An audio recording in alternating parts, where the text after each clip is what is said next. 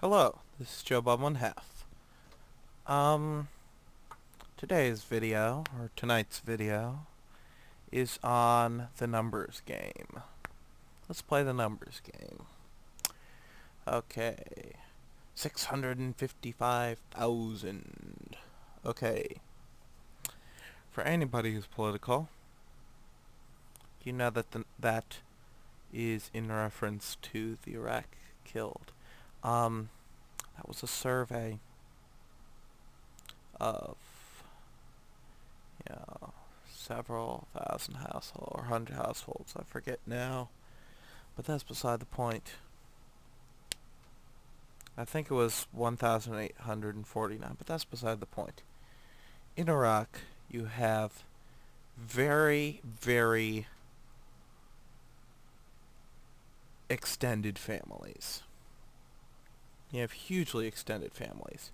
And if a poll person, if a surveyor, comes to your house and asks you to report all of your losses, you are going to not just report the losses in your house, but report the losses of your brother's house, your parents' house, your kids' houses, also your cousins' houses, your uncles' houses, your nephews' houses, and your brother's nephew's former roommate. Their house too, your friends' houses.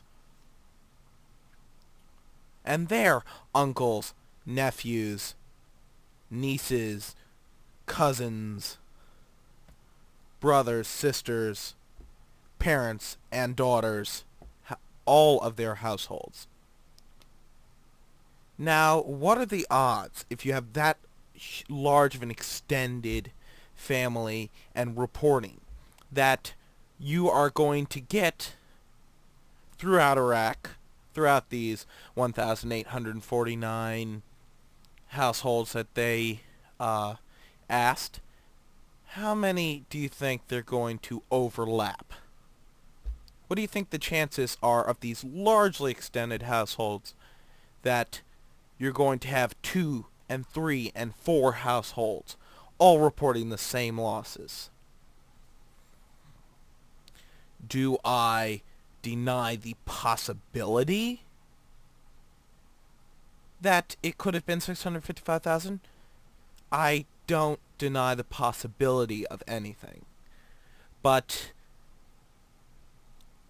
do I think it happened? No way in hell. It's just a statistical error. I would say it's closer to 50 or 100,000. No way 600,000. Now, am I saying, oh, well, it was only 100,000? No. But, and besides, that's not all.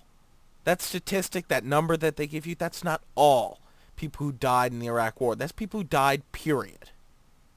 I looked it up. That's what it was asking. How many people have died, period?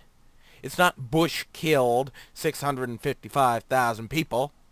It's how many people have died in Iraq. 655,000 people. Okay, part 2 of the numbers game. Let me pose you a hypothetical question. Let's go back 60 years. Anybody familiar with bonsai attacks? This was the thing where fanatical Japanese defenders would send, usually in the middle of the night, dozens, if not hundreds, of Japanese soldiers armed with bayonets over to the American lines. Now, of course, you're an American. You see a line of charging, screaming Japanese men with bayonets, all charging towards your line. What do? You shoot them. Now, in that case, the Japanese losses will be much higher than the American losses. Does that mean that the Americans are bad people because the Japanese losses are so much higher than the American losses? I don't know. According to some college students, yes. Okay. Now let's take this hypothetical question and apply it to an everyday modern statistic. Okay, 6 times as many Palestinians have died in the conflict than Jews. Now, I'm not saying that the Palestinians are charging at the Israelis with bayonets and being mowed down. I'm not saying that at all. But 2 things I'd like to say. First off, the terrorist's prime weapon is the suicide bomber. This is a terrorist weapon.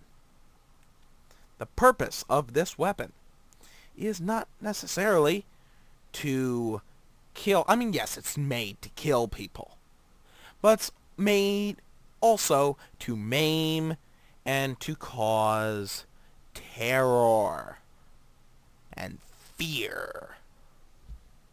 So if you go into a marketplace and blow yourself up, the person people are right next to him will die, depending on how powerful the explosive and depending on how strong or weak, how old or young the people who are next to those people, they may die too, but not everyone will die, but many people will be injured.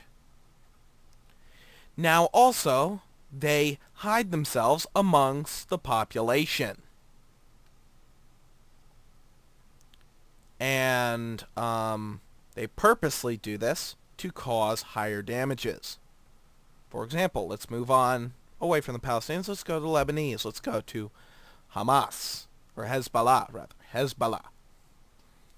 Okay, they fire rockets from their mobile launch pads, but the mobile launch pads will be right next to an apartment full of people.